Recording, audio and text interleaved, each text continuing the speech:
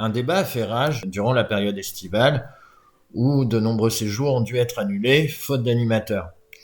Le débat s'est ensuite poursuivi durant le mois d'octobre devant les difficultés des collectivités et associations pour recruter pour les vacances d'automne. Alors l'Andev elle a mené une enquête auprès des organisateurs d'accueil. On y apprend que 37% des emplois dans le Périsco sont pas pourvus. Par ailleurs, plus d'une commune sur 3 a déclaré ne pas avoir pu accueillir tous les enfants lors des vacances d'automne, voire n'ont pas pu du tout ouvrir leur accueil. Les municipalités se sont trouvées en fait confrontées à une double difficulté. D'un côté, la fin du télétravail a accru le besoin de garde d'enfants des familles dans des proportions supérieures à ce qu'il y avait avant le Covid. De l'autre, les candidatures d'animateurs se sont fait de plus en plus rares, exposant de façon éclatante le désamour de la jeune génération pour notre métier. Deux causes sont mises en avant pour expliquer les raisons de ce phénomène. La première est, je dirais, pratico-pratique. Plusieurs sessions de BAFA ont dû être annulées durant les périodes de confinement successifs. Or, les stagiaires BAFA, comme on sait, fournissent aux organismes bon nombre d'animateurs. Donc, le vivier principal de recrutement d'animateurs a été, de façon originelle, tari. L'autre raison est plus d'ordre sociétal. L'animation n'est pas le seul secteur à souffrir d'emplois non pourvus. Il y a aussi l'hôtellerie, la restauration, les emplois d'agents d'entretien, le service à la personne, soit des emplois traditionnellement précaires, difficiles, aux horaires découpés et qui sont mal payés. Or, une des conséquences du Covid est qu'il a mis en lumière ce qui n'allait pas dans l'animation, en particulier sa précarité et son manque de reconnaissance. Ce qui a sauté aux yeux lors du premier confinement, c'est que les animateurs, bien qu'ils aient continué à travailler pour garder les enfants des personnels prioritaires, on n'en a jamais parlé à la télé. On parlait à juste titre des personnels soignants, des caissiers, des policiers, mais jamais des animateurs, et vous l'avez tous ressenti. J'en suis sûr et certain. Cette situation, couplée à la précarité du métier, a provoqué une réflexion chez nous tous. Et cette réflexion, on a amené beaucoup à privilégier des métiers moins précaires. Sans compter que l'année dernière, elle a juste été horrible, avec des protocoles sanitaires changeant tout le temps et qu'on recevait au dernier moment. Évidemment, sinon c'était pas drôle. L'année 2020-2021 a été particulièrement éprouvante pour tous les animateurs, et beaucoup ont lâché l'affaire. Alors, plutôt que de fermer les écoles, le gouvernement a préféré renforcer un protocole sanitaire déjà lourd à gérer pour les animateurs, et ça leur a donné l'impression d'être plus des gardiens de prison que des animateurs, justement. Ça fait des années et des années que les animateurs se plaignent de la faiblesse des salaires. Mais les choses n'évoluaient pas ou peu, car au final, les collectivités et les associations arrivaient toujours à trouver des animateurs. Sauf que l'envie de devenir animateur n'est plus la même maintenant, et que la faiblesse des salaires surpasse maintenant l'amour du métier. Les organismes se retrouvent ainsi pris à leur propre piège. On peut alors dire que le Covid a eu, entre guillemets, raison de ses pratiques. Maintenant, tous ces organismes peinent à recruter. Et dans le débat qui a accompagné ces difficultés, le coupable idéal a vite été désigné sur les groupes d'animation Facebook. Le contrat d'engagement éducatif, qu'on appelle plus communément le CE. Alors, le contrat d'engagement éducatif est un contrat spécifique à l'animation qui permet de déroger au code du travail en termes de rémunération et de volume horaire quotidien et hebdomadaire. Il est surtout utilisé lors des séjours où les animateurs sont H24 avec les enfants. Alors, beaucoup l'accusent d'être une arnaque qui se drape sous le sceau de l'engagement pour sous-payer les animateurs. D'autres disent, à l'inverse, que sans lui, ce serait la fin des colos, car les organismes n'auraient pas les moyens de maîtriser leur masse salariale. D'autres encore vont dire que c'est normal que le CE offre une rémunération si faible, car il relève de l'engagement volontaire, la rémunération n'étant qu'une indemnisation. Ainsi, voilà, je propose dans cette vidéo de trancher le débat en examinant à la loupe ce qu'est précisément le CE et ce qu'il permet. On aura alors les arguments pour le faire. Alors le CE, contrat d'engagement éducatif, est un contrat spécifique à l'animation. Il concerne les postes d'animateur, de directeur, voire de formateur. Le CE ne concerne que les emplois occasionnels. Autrement dit, on ne peut pas être en CE plus de 80 jours sur 12 mois consécutifs, plus ces requalifications en CDD assurées. Ce qui signifie que le CE ne peut concerner que l'extrascolaire, soit les vacances. Si vous êtes en contrat CE sur le périscolaire et les mercredis, c'est illégal. Et à nouveau, requalification en CDD assurée devant le tribunal administratif. Alors le CE permet de déroger sur 2 points du Code du travail, les horaires et la rémunération. Le Code du travail dit que l'on ne peut travailler plus de 10 heures par jour sur un volume horaire de 12 heures et pas plus de 48 heures par semaine. Lors de sa création, en 2006, le CE ne comportait pas d'obligation précise quant au repos des animateurs. Jusqu'en 2011, date à laquelle un animateur a porté plainte devant la Cour de justice de l'Union européenne et a gagné.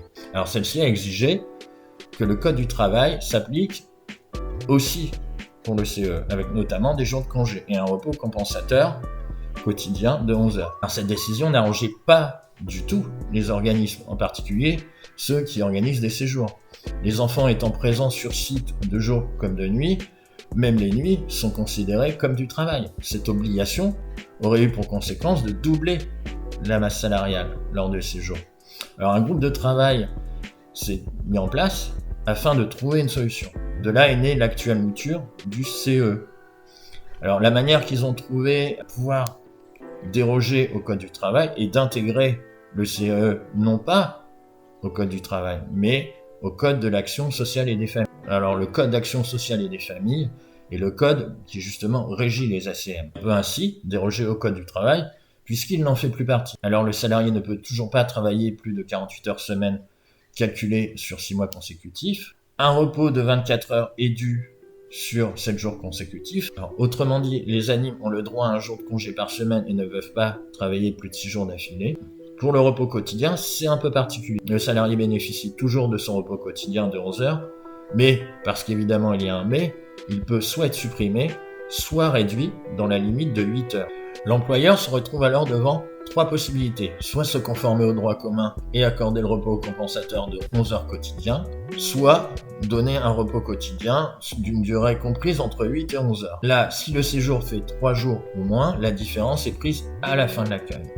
Si le séjour fait entre 4 et 7 jours, un tiers de la différence est pris durant l'accueil et le reste à l'issue de la session.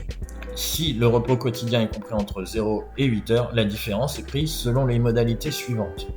Alors vous voyez, je vous ai mis le tableau, je vous le mettrai en description. Je ne vais pas tout vous résumer, je vous laisserai le voir. Alors au niveau rémunération, les dispositions relatives au SMIC sont exclues. Le CE fixe la rémunération en vacation journalière sur une base minimale de 2,2 fois le SMIC horaire, soit 23,06 € brut. Alors, pas si vous comprenez, c'est-à-dire qu'on va prendre 2,2 fois le SMIC horaire, mais ça ne sera pas payé sur une heure, ça sera payé sur la journée. Maintenant, à la lumière de ces informations, comment on peut trancher le débat? L'argument de ceux qui disent que le CE n'est pas une arnaque est de dire que ce contrat est exclusivement réservé à l'animation occasionnelle et qu'il ne peut en aucun cas être un emploi permanent. Donc, les emplois concernés par ce contrat ne sont par essence pas des emplois dont on peut vivre. De fait, ils relèvent de l'engagement volontaire. Et le fait que ceux qui ont créé ce contrat n'aient jamais prétendu autre chose exempt le CE du reproche d'exploiter les animateurs. Du coup, la rémunération relève plus de l'indemnisation que du salaire. Alors, je répondrai à cet argument en plusieurs temps. Le CE, il est surtout utilisé lors des séjours, pour les raisons que l'on a mentionnées précédemment. Or, beaucoup de séjours, cet été, n'ont pu avoir lieu faute de recrutement satisfaisant. Le problème qui se pose est que la faible rémunération exclut d'emblée beaucoup de monde. En effet, une part importante d'animateurs fait le périscolaire et profite justement des vacances pour gagner un petit peu plus. Car ce qui est proposé en périsco est déjà très précaire. Ceux-là vont plus alors s'orienter vers les accueils de loisirs. Donc, on voit que le CE ne pourra concerner que deux types de population. D'un côté, les étudiants ou les lycéens, et de l'autre, ceux qui ont un travail à l'année et qui veulent profiter de leurs vacances pour se faire une petite colo. Mais là, il y a encore des obstacles. La plupart des étudiants n'ont pas d'argent. Donc, on restera encore plus le champ aux étudiants qui n'ont pas de problème de trésorerie. Et ceux-là, il n'y en a pas des masses. Et pour ceux qui ont un travail à l'année, les vacances servent surtout à se reposer. Parce que sinon, ça veut dire que tes vacances, au lieu de te reposer, tu vas te taper des journées de 17 heures. Parce qu'il faut rappeler ça aussi. Les colos, les enfants ou les jeunes se couchent entre 21h 20h30 et 22h30 suivant la chaîne publique, et ensuite t'enchaînes sur une réunion qui peut durer jusqu'à pas d'heure. Donc là, il faut vraiment en avoir envie. Et pour le coup, ça va pas être la rémunération qui va faire pencher la balance. Sachant que même si ça reste pas génial, t'es en général mieux payé au sein des accueils de loisirs pour moins d'heures. Donc la faible rémunération pose déjà un problème pratique. Autre argument, est-ce qu'il n'y a pas une forme d'hypocrisie? Est-ce que certains ne se drapent pas du sceau de l'engagement pour en profiter pour sous-payer les animateurs? Dernièrement, les recrutements pour les séjours de ski ont commencé. Alors beaucoup se sont offusqués des rémunérations proposées par l'entreprise Vels. Alors regardez, la rémunération c'est juste écrit 25 €. On sait même pas si c'est brut ou net. À mon avis c'est brut et ils ne l'assument pas. Alors ils payent les animateurs au plus bas. Pourtant, quand on regarde leurs tarifs, on peut pas dire qu'ils fassent dans le social. Prix proche de 1 000 € le séjour, tout le monde peut pas se le payer. Deux choses là. D'abord, on a un tour opérateur qui fait des bénéfices et qui profite de la législation pour sous-payer ses animateurs. Or pour moi, un dispositif qui permet à des entreprises qui sont déjà à la base beaucoup de fric de s'en faire encore plus sur le dos des travailleurs, c'est pas un bon dispositif. Et il suffit de jeter un œil sur leur page Facebook et les commentaires qui accompagnent leur publication, on peut voir qu'il n'y a pas que ça d'abusif chez eux. Autre problème, est-ce que c'est pas le seul métier où on est payé en dessous du SMIC? Et bien sûr, les autres métiers, soit ils sont payés au minimum le SMIC, soit c'est du bénévolat, avec une indemnisation des frais. Sachant que, dans le même temps, l'animation périscolaire, elle, est payée au SMIC. Alors pourquoi l'animation occasionnelle, qui est aussi exigeante en termes horaires, et physiquement, est beaucoup moins payée? Autrement dit, si pour X raisons, on ne peut payer les animateurs au SMIC, autant dire que c'est du bénévolat, avec juste les frais remboursés. Et encore une fois, on se retrouve face à une situation qui prouve le manque de reconnaissance envers les animateurs. Enfin, je répondrai à ceux qui disent que les organismes ne peuvent se permettre de respecter le code du travail, car ils risqueraient de couler financièrement. Ou alors, s'ils ne veulent pas couler, ils seraient obligés d'augmenter le prix des séjours, qui ne serait plus accessible aux familles les plus modestes. Et ainsi, les colos perdraient leur statut social.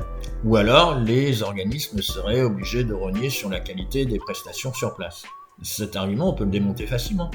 Qu'est-ce qui est le plus important ? Les 2 heures de prestation? Ou celui ou celle qui va accompagner tes enfants toute la journée? Les prestations, c'est 2-3 heures dans la journée. L'animateur ou l'animatrice accompagne ton enfant de son lever à son coucher. C'est celui ou celle qui lui apprend à être autonome. C'est celui ou celle qui va le consoler quand il aura le blues de papa-maman. Or, le fait de donner un salaire ridicule en CE fait qu'il y a peu de candidats. Et que les organismes sont obligés de prendre tous les candidats postulants, car il y a plus de postes que de candidats. Il y a plus d'offres que de demandes. De fait, la qualité d'encadrement s'en ressent forcément. Donc qu'est-ce qu'il faut privilégier, la presta ou l'animateur? Mais au final, est-ce que c'est pas un faux débat? Pourquoi est-ce qu'on serait obligé de choisir entre des séjours à prix abordable aux familles, financer des prestats de qualité et donner un salaire décent aux animateurs? On est quand même dans du service public. Sauf bien sûr dans le cas des entreprises privées qui profitent du système, comme Vels. Soit on est des collectivités, soit on est des associations. Dans un cas comme dans l'autre, c'est financé en grande partie par l'État. Donc pourquoi les organismes sont obligés de choisir? Parce que l'État se désengage de plus en plus de l'animation. Et là, ce n'est que la conséquence de la destruction du service public planifié depuis des années par l'oligarchie. Évidemment, à cause du manque de reconnaissance des animateurs et de la précarité du milieu, l'animation est le domaine qui est le premier à payer les pots cassés de cette politique libérale. On met un pognon de dingue dans des minima sociaux, les gens ils sont quand même pauvres. Alors pour conclure, je dirais que oui, le contrat d'engagement éducatif est une arnaque, mais pas tant par le fait qu'il permet d'exploiter les animateurs en toute légalité, mais du fait que c'est l'un des artifices dont l'État a usé pour se désengager encore plus du service public. La vidéo est terminée, n'hésitez pas à vous abonner, à liker, et je vous dis à la prochaine.